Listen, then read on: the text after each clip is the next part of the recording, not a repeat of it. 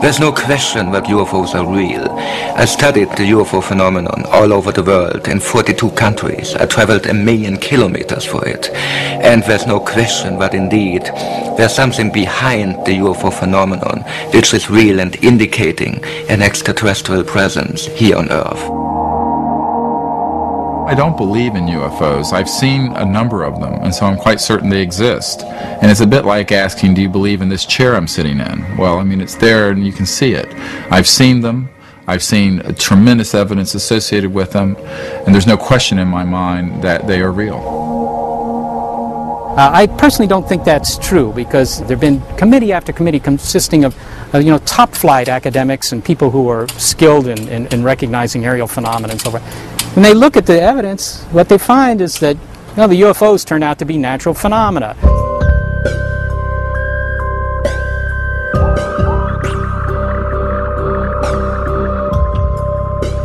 The idea that unidentified objects in the skies may be spacecraft from another world sharply divides skeptics from believers. But it's an idea that is growing in popularity worldwide.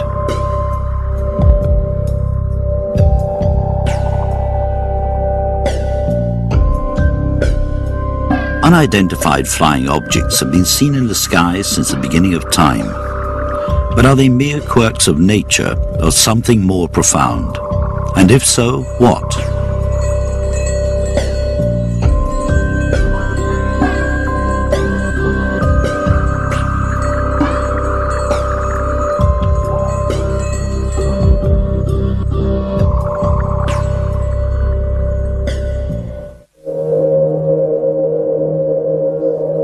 In 1947, it was claimed that an alien spacecraft crashed in the desert near the town of Roswell, New Mexico. And indeed, although they later retracted this statement, initially the American military seemed to confirm the fact.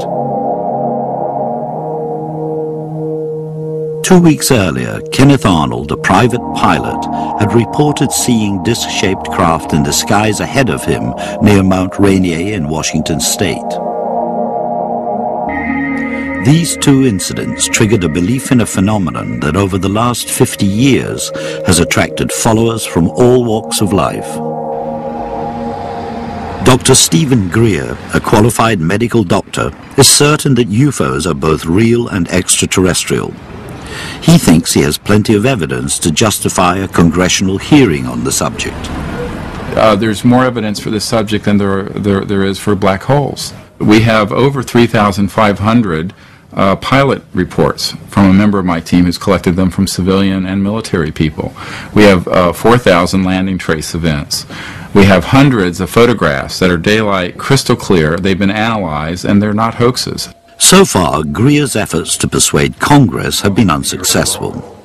But his organization continues to groom its followers for contact with ET. So CSETI has also instituted a program of going around the world and initiating teams of observers, but beyond that, teams of people capable of interacting with these objects and with the intelligence behind these objects, which is what's really important. There's been a combination of tremendous security put around the subject, which we're familiar with, and public disinformation and ridicule, which makes the subject the laughingstock of the scientific community and others. And so I may go and meet with a deputy director of NASA, and they're extremely interested, and they know the subject is real, but they would never go and be in front of a camera talking about it, because it'd be the end of their careers professionally.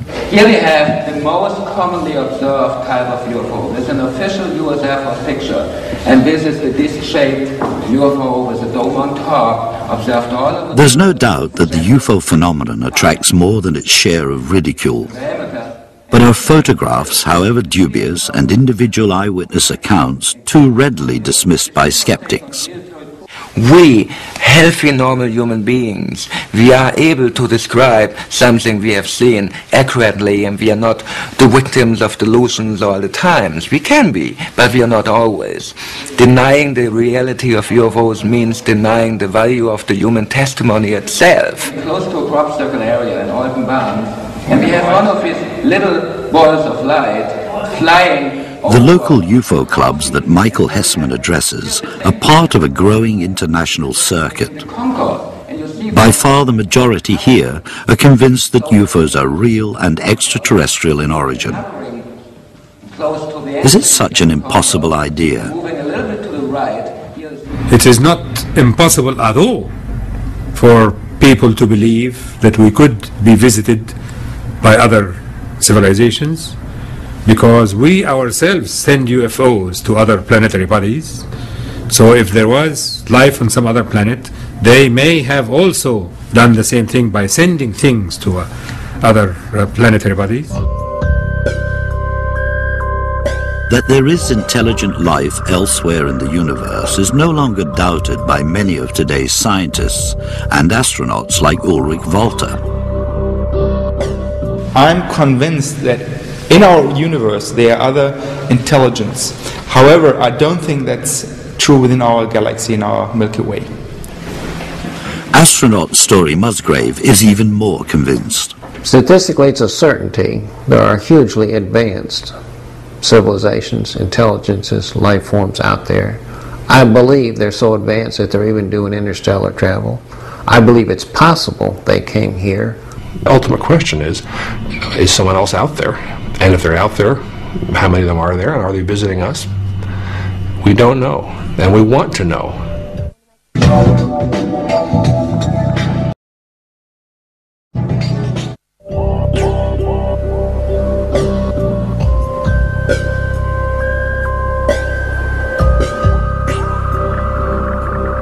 What is it about the UFO phenomenon that makes it so difficult to pin down, despite reports of sightings from all over the world? Primarily, it's the nature of the evidence. Extraordinary claims require extraordinary proof. High in the mountains of Chile, Jorge Ibarra, a gold miner, says he had a close encounter with a UFO. I saw one light, the big light. It stopped over my head, about 300 meters high. It has a blue light, completely blue light down. In this moment, the UFO cut the blue light and give it three types of light: yellow, green, and red. They came in direct for me. Said I received one special energy force on my body. But something curious. The UFO have no noise of the motor, only as a wind.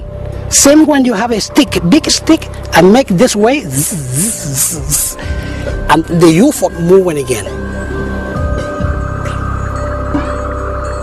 Like so many UFO accounts, Jorge Ibarra's story, lacking as it is in tangible evidence, rests solely on the reliability of one individual's testimony. In Belgium in 1989 and 90, it was a very different story. Here there was a UFO phenomenon that engaged the whole country to the highest level. Literally hundreds of separate sightings of a strange triangle of lights that moved slowly across the countryside were reported to the authorities. And this unidentified flying object was investigated by a number of experts. At first sight, it is very strange.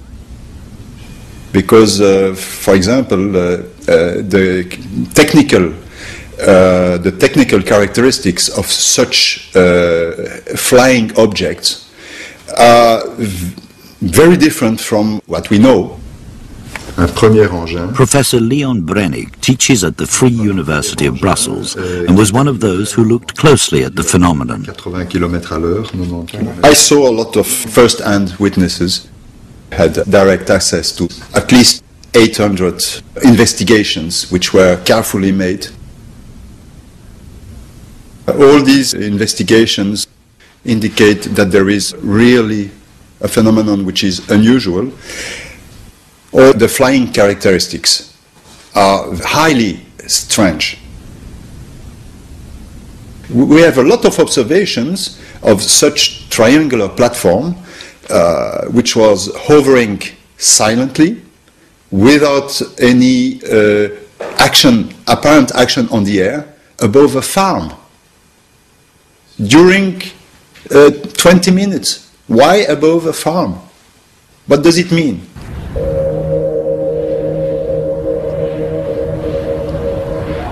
One One of the many witnesses at the time was Colonel André Armand, a civil engineering officer in the Belgian army. In December 1989, he was driving along this road at night when he saw 3 rectangular panels of light moving slowly across the sky. I saw the yellow panels beyond the trees there, flying till the trees there, and the yellow panels change into a white light, and this white light was coming down to me. At this moment my wife told to me, André, come, we must go now. Because when you see such big light coming to you, that's very strange to see that. And my wife said to me, André, we are going away now. This light disappears, and I saw only 3 yellow, white, smaller lights, triangular. The center, the red light, pulsing, always pulsing. And this object was flying away very, very fast in this direction. In the following months, there were many similar sightings of a strange triangle of lights not only in the countryside, but also hovering over the rooftops in the centre of Brussels. Marcel Alfarano, a shopkeeper, managed to capture it on his camcorder. Ça s'est passé à 2h15, 2h20 du matin, la nuit du 30 ou 31. It happened at about 2:20 in the morning on the night of the 31st of March. I took my camera and I went upstairs. It was at that moment that I saw in the distance 2 lights. They were bigger than car headlights and they were slowly coming towards me.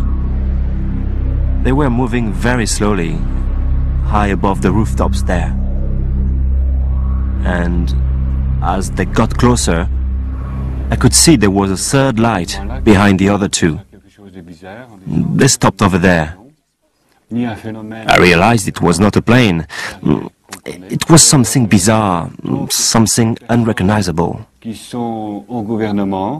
Later, some people from the government phoned me and they say I should not get too carried away. They said I should say it was a plane I had filmed.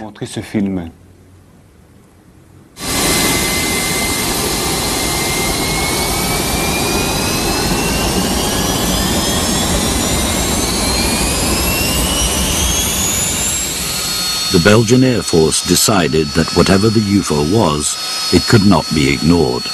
In 89, 90 we had a lot of observation from the ground, a lot of people seeing strange things in the air, and the Belgian Air Force already scrambled 2 times F-16 to observe what the people saw from the ground.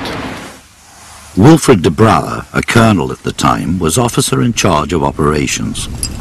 Some people saw very strange objects in the air with a very peculiar behavior.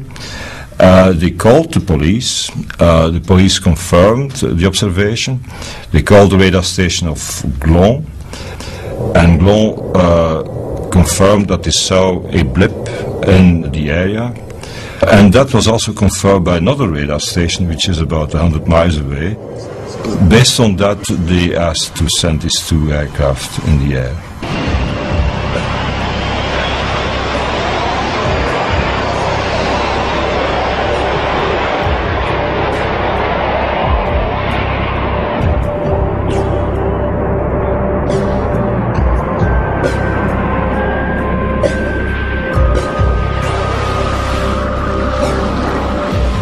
So that night we had a scramble with 2 F-16. I was one of the 2 pilots, so I was leading the pair for that mission. We had a lot of information coming from the ground, and those people could basically inform us about the exact position of I would say, the UFO. Ground radar observed a blip which was moving very fast from an area south of Brussels towards the east.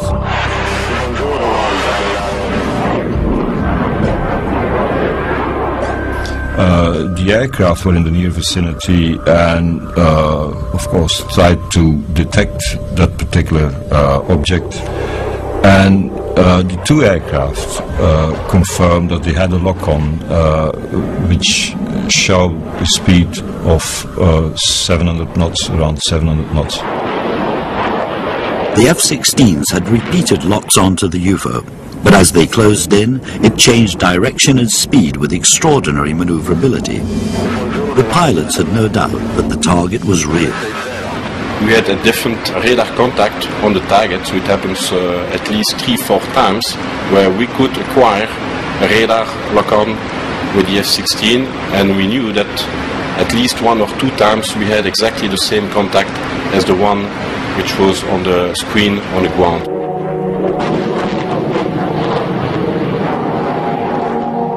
It was accelerating very fast, so it was going from 50 knots to more than 1,000 knots. It was really climbing and descending very fast, and it was changing heading abruptly. And most of the time it was even flying supersonic. The Air Force never did make direct visual contact with the UFO. Exactly what the target was remained a mystery. I don't think it could have been experimental aircraft. First of all, we always look to the United States. They could have been doing experiments here. I don't see why they should be doing it in Belgium in the first place. Secondly, they confirmed officially that it was not them. We had an official declaration of the ambassador here. And thirdly, the performance of this system was such that it could not be related even to an experimental technology. It was not a prototype, and I don't really believe it was a meteorological phenomena at that moment. There's not much left, and well, one could refer to an extraterrestrial observation or vehicle, if you want. And I think that's an option which, or an assumption which should not be excluded. I'm not saying that it was an extraterrestrial, but it is an assumption that should not be excluded.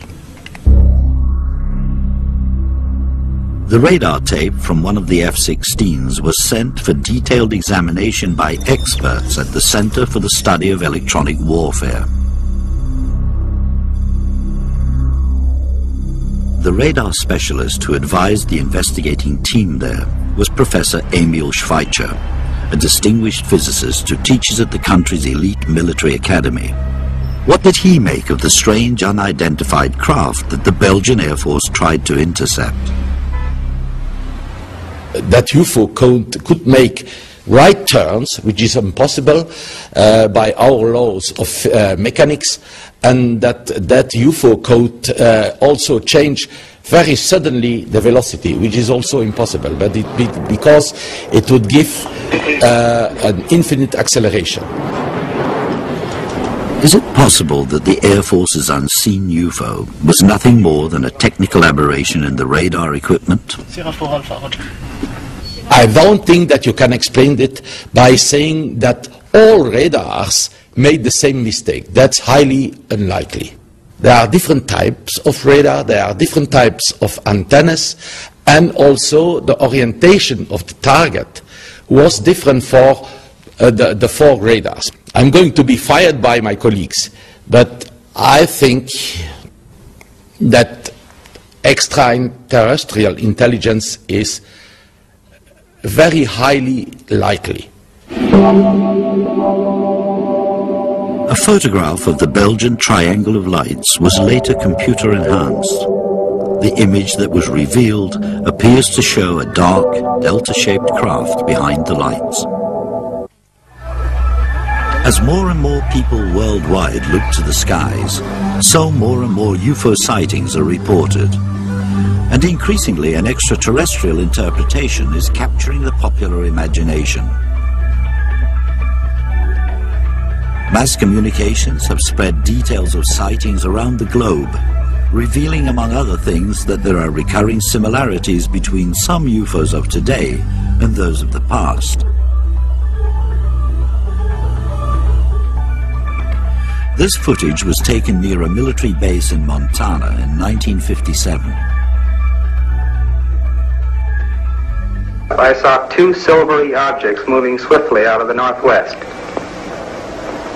The objects were very bright and about 10,000 feet in the air. They appeared to be of a bright, shiny metal, like polished silver. Both were the same size and were traveling at the same rate of speed, which was much slower than the jets which shot by shortly after I filmed the discs.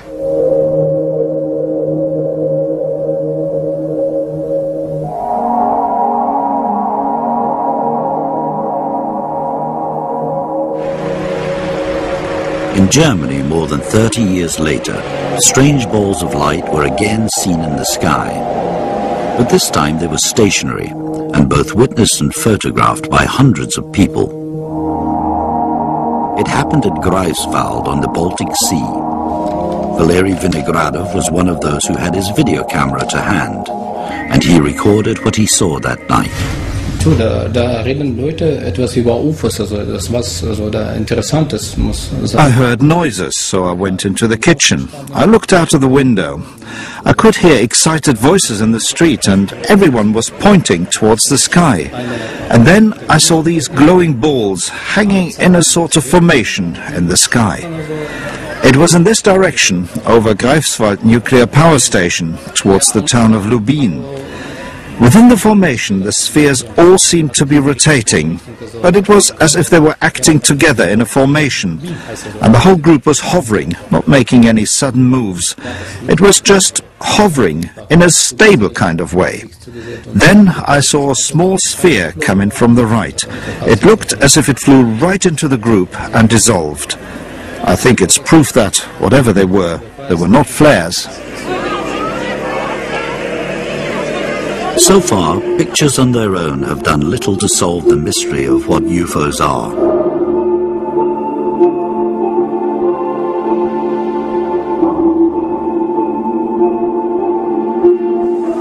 While it's true that still photographs, moving film and more recently home videos have produced an intriguing record of sightings over the past 50 years, imagery alone has failed to reveal much about the true nature of the objects we are seeing. The inevitable distant, handheld, out-of-focus pictures say little or nothing of the UFO's internal mechanism, if indeed they have one.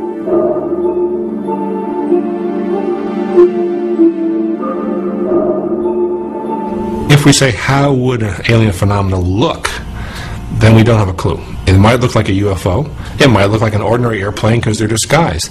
It might be totally invisible. We could look out there and there could be an alien spacecraft hanging over the city of Houston. It's possible, but we're looking for evidence to prove it's so. It seems there is no stereotype for UFOs. Cigar-shaped, bowl-shaped and saucer-shaped craft are the most common manifestations of the phenomenon. Whatever they are, UFOs by definition display characteristics that are clearly different from any known conventional craft. And that is about as much as can be deduced from visual images.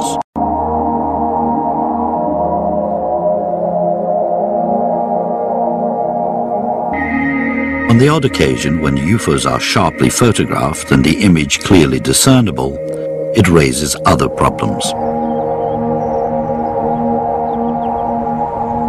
In 1971, on holiday on the borders of Austria and Germany, a musician and his wife were enjoying the landscape when they witnessed something very unusual. Rudi Nagora recalls what happened. Also, es war gegen die Mittagszeit, auf einmal höre ich einen Pfeifton. I heard a whistling tone that was coming from somewhere nearby.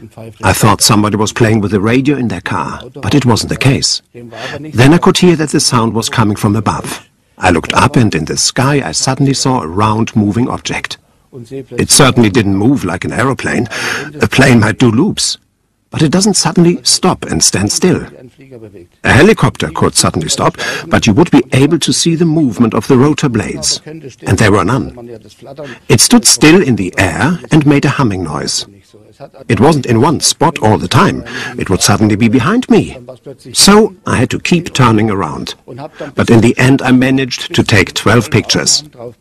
Of course, they were ridiculed a lot and doubted. People said I had seen a hubcap and such like, until they were analyzed.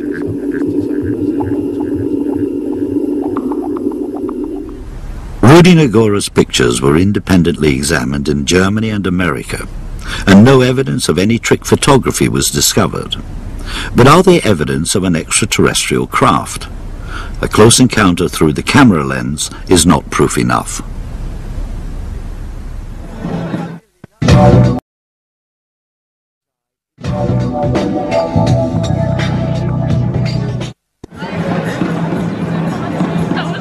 Mexico, there have been more UFO sightings in the last 5 years than anywhere else in the world.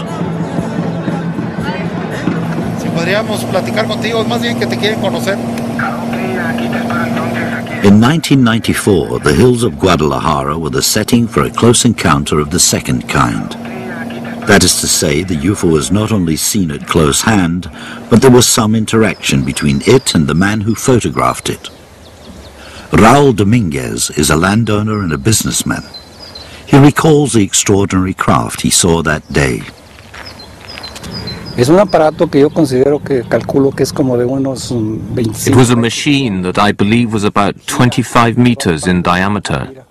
The lower half revolved. I didn't notice any noise until it was very close to me.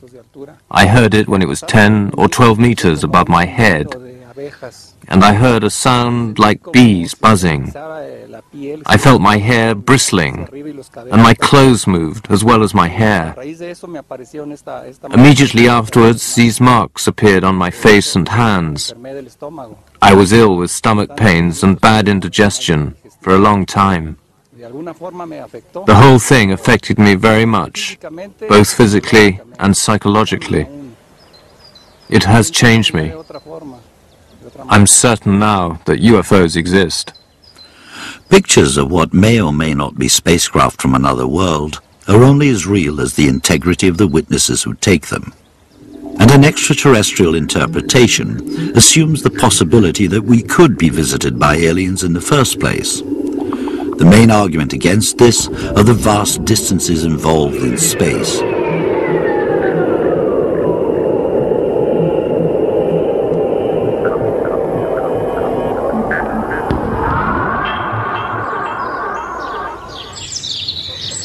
The nerve center for those scientists who believe that far out in the cosmos is the only place we'll find ET is here at Arecibo in Puerto Rico. The largest radio telescope in the world is at the disposal of SETI, the search for extraterrestrial intelligence. I really do think that the aliens are out there. I don't think they're here. The reason for that is simply the lack of credible evidence, in my opinion. I mean, it's very hard to travel from one star to the next, despite what you see in the movies and on television. It's not just a matter of calling up the engine room and telling Scotty to put the pedal to the metal.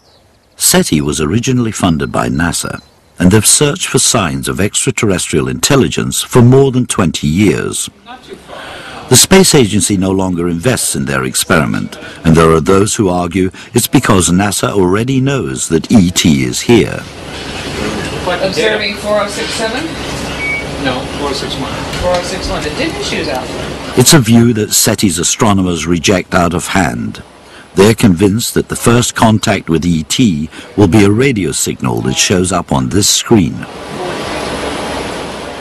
Yeah, people often ask, have you had any close calls? Are you close to success? Well, that isn't the way this works. It's kind of what you might call a one-bit experiment. In other words, it's either yes or no. And so far, the answer is no. It's sort of like Chris Columbus, you know, until he sights land, all he's seen is water, and that's our situation. GT's in there. So far, all signals received have turned out to be false alarms. So is it worth continuing the search? The question of whether anybody else is out there is the oldest unanswered question that our species has ever asked. And personally, I wouldn't work on a project that I didn't think had a chance of success. Well, I certainly believe that the aliens are out there. I mean, I have personally no doubt about that. Obviously, there's no proof. In my opinion, there's no proof of that yet. But the reason that I think that it's got to be true is primarily just the vastness of the cosmos. I mean, there are 500 billion stars in our galaxy. There are 50 billion other galaxies, each with a 500 billion stars. That's a lot of real estate. And it would be bizarre in the extreme to think that this is the only bit of real estate where anything interesting is happening. The founding father of SETI, Professor Frank Drake, devised an equation that estimates the universe to be teeming with intelligent life. So if ET is out there and could have reached us, then surely those who deal with space travel are most likely to have seen some signs. Dr. Farouk El-Baz, a geologist, now works at Boston University. For 6 years, he was a senior member of NASA's legendary Apollo program.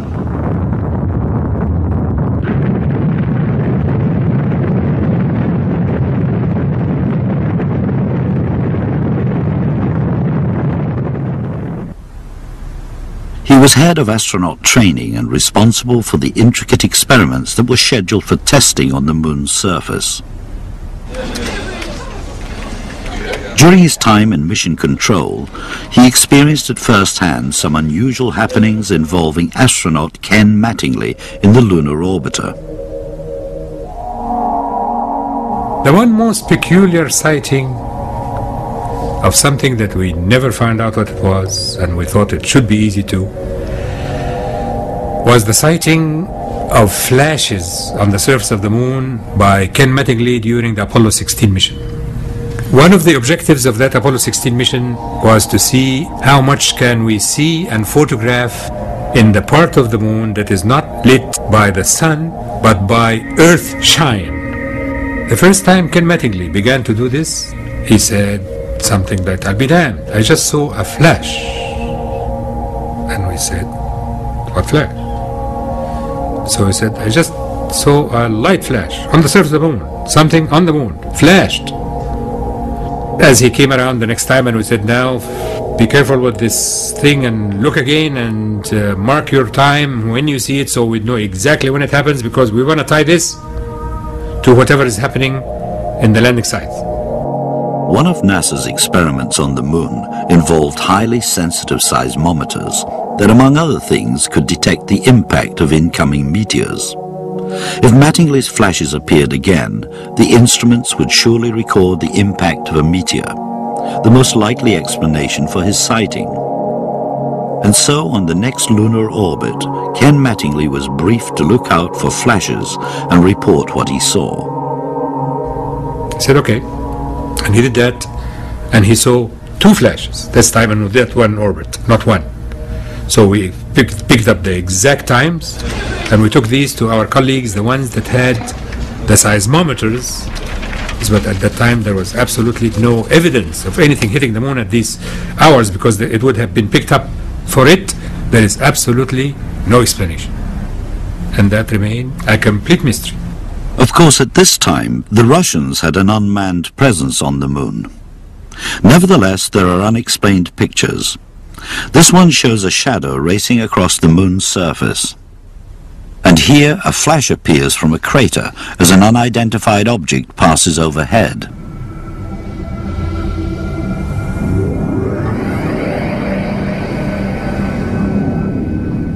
There's a funny object right there. And the astronaut's going to pan around here. Notice the moon never goes out of sight.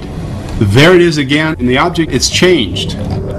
Dr. Jack Kasher has studied this film and is convinced that it shows a UFO on the moon. Head of physics at Nebraska University, Dr. Kasher's academic background is impressive. I studied the physics of the effects of nuclear weapons, among other things. I specialized in electromagnetic theory, electromagnetic pulses, did some work on the Star Wars program out there. In 1991, I started doing research with NASA. My clearance was up to the secret restricted data. In fact, one paper that I wrote was so classified that I couldn't read it myself, but I had to get special permission to read it. Three main engines up and burning. 3, 2, 1, 0, and liftoff of the Space Shuttle Discovery and the Upper Atmosphere Research Satellite, opening a new era of studying the Earth's environment from space. Dr. Kasher has studied closely another film taken in space during shuttle mission STS-48. He's certain that here there is irrefutable proof that there are UFOs in space, and NASA must know it. After a flash, an object seems to move rapidly away from an approaching missile. NASA sees it differently. 4 NASA scientists looked at these objects, and there will be another one right here, and decided that they were probably ice particles close to the shuttle that were being blown by the attitude adjuster rockets that go off to adjust the shuttle's orientation. It's a fact that the shuttle's jets do blow ice particles around in space, a story Musgrave knows well. If you just shut the engines down, there's thousands of particles which come forward for some reason. So you see this marvelous debris come across the front windows. My analysis leads me otherwise. I have concluded that these are probably spacecraft out in space away from the shuttle. We'll see the main object appear here soon. There it is. It's going to go up here, and there will be a double flash down here. Apparently in response to that, it'll cut back very sharply in that direction, and then you'll see a streak go through where the object had been. Watch for the double flash. There's the flash. There it goes, and there goes the streak right through where it had been. I think they're spacecraft because they change direction, apparently in response to the flashes. And so they're maneuvering, they're accelerating, changing directions out in space, and that's my definition of spacecraft. I'm convinced that this is snowflakes, small snowflakes illuminated by the sun. There was one snowflake doing a 90 degrees turn. I don't understand why this snowflake makes such a kind of turn. It could be that it collides with something else, so it makes a different direction. These 2 objects reacted. I've seen the report by Dr. Kasher. I've heard his presentations. He has the timing of the flashes wrong. He has the position of the jets and the pulses wrong. The timing of the flashes occurred at a certain time. I tried to tell him several years ago about the fact that the visible flash on the television does not fully coincide with the actual rocket pulse. And I have a letter I sent him. He disregarded that. I think that NASA would tend to be quiet about anything that would tend to have an extraterrestrial interpretation. I think it's like the rest of the branches of the government. I think there's a cover-up, and they are keeping things concerning UFOs from us. 3, 2, 1. Booster ignition and liftoff of Columbia on a life sciences mission for Earth and space. The fact is, there are unidentified flying objects in space, and even on the way there. This one appeared in the middle of a shuttle launch.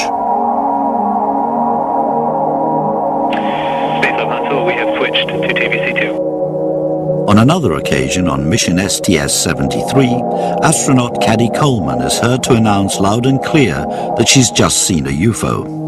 We have an unidentified flying object. Is there something going on in space that we're not being told? The Americans are not the only ones in space. The Mir space station has allowed Russian cosmonauts to break the records for the length of time spent in space. During a docking with Mir, cosmonaut Musa Manarov filmed an unidentified object that passed by.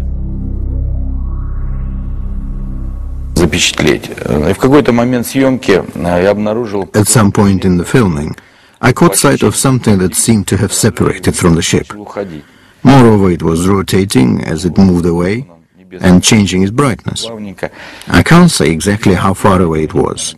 I can only say it was not very close, because the camera was focused on infinity.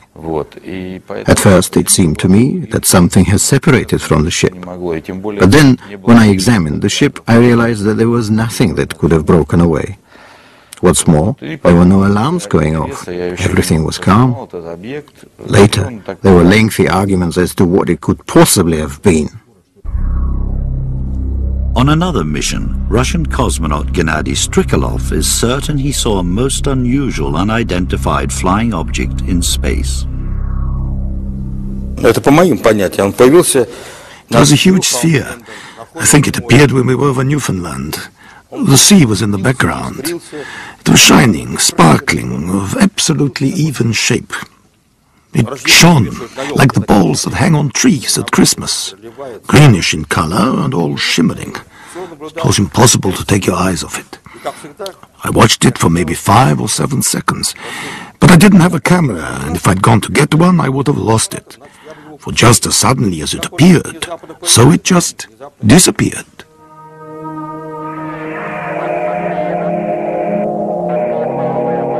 It's not difficult to misinterpret objects in space. This mysteriously floating sphere is actually a recently developed remote camera called AirCam.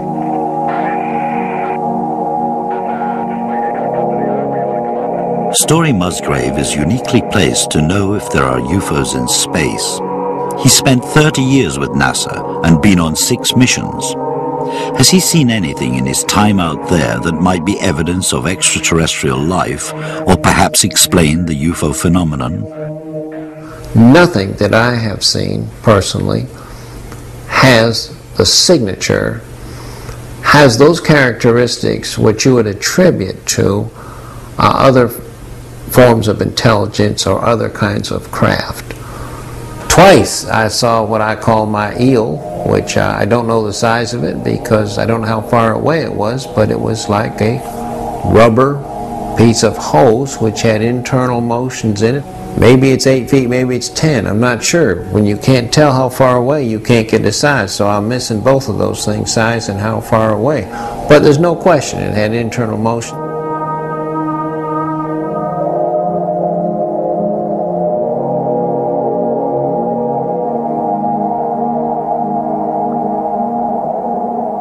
Story Musgrave is open to the idea of alien civilizations, but is adamant that he has never found any proof on any of his shuttle missions. The new frontiers of space are providing pictures that serve only to fuel the UFO controversy. In this footage taken from shuttle mission STS-80, the camera is pointing back at Earth. There are many features that are known here. Flashes of lightning from tropical thunderstorms, the city lights of Denver, Colorado, meteors, satellites, and some 8,000 pieces of space debris. But still there are some objects that remain a mystery, like this strange shape that appears unexpectedly from the Earth's atmosphere. Is it a UFO? What do the experts make of it?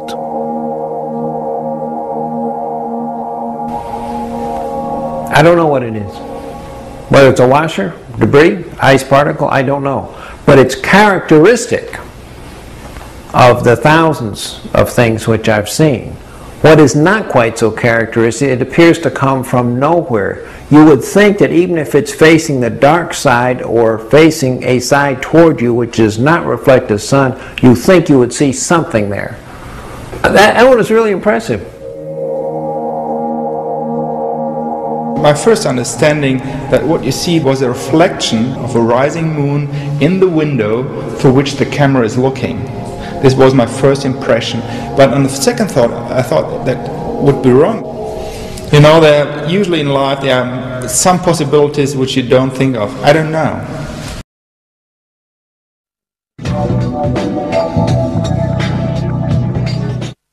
My best guess from my scientific point of view is that we really are being visited by extraterrestrials, probably have been for some time, and I believe that at least some of these UFO reports are genuine. And by UFO, I really don't mean unidentified flying object, I mean extraterrestrial spacecraft. I think the word has evolved into meaning that, and I think there are enough examples from enough reliable witnesses to suggest that this cries out for investigation. Clearly, Dr. Kasher and other UFO believers think they have proof that NASA is keeping something secret. Let them put their analysis in some peer-reviewed journals or professional journals or a general interest publication, but I haven't seen any of it. We're not hiding anything. We don't have the UFOs, spacecraft, and the beings stuffed in some hangar on one of our centers. There would be no reason for us to do that.